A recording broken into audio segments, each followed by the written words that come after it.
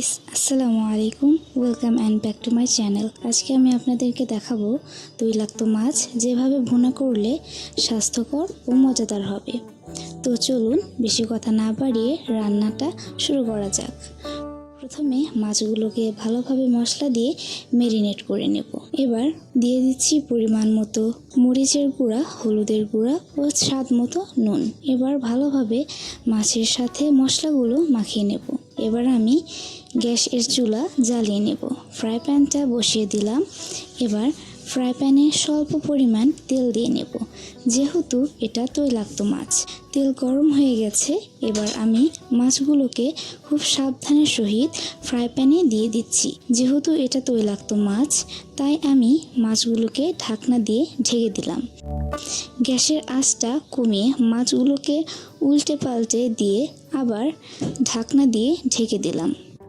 So guys, দেখতে পাচ্ছেন মাছগুলো ভাজা হয়ে গেছে। এবার মাছগুলো ফ্রাই প্যান থেকে নামিয়ে নিচ্ছি। এবার আমি অবশিষ্ট তেল এর মধ্যে পেঁয়াজ কুচি, তেজপাতা, জিরা হালকা ব্রাউন করে ভেজে নিলাম। এবার এর মধ্যে 1 কাপ পানি দিয়ে আদা, পেঁয়াজ, রসুন বাটা, কাঁচামরিচ বাটা, জিরা গুঁড়া, হলুদ, সজের গুঁড়া ও স্বাদ মতো নুন দিয়ে ভালোভাবে নেড়েচেড়ে ঢেকে দিলাম, যতক্ষণ না পর্যন্ত মশলা থেকে তেল ছেড়ে দেয়। এবার ঢাকনা তুলে নিয়ে কষিয়ে যাওয়া মশলার মধ্যে 1 কাপ পরিমাণ পানি দিয়ে ভেজে রাখা মাছগুলো দিয়ে দিলাম। এবার মাছগুলোকে ভালোভাবে নেড়েচেড়ে 5 মিনিটের জন্য ঢেকে দিলাম।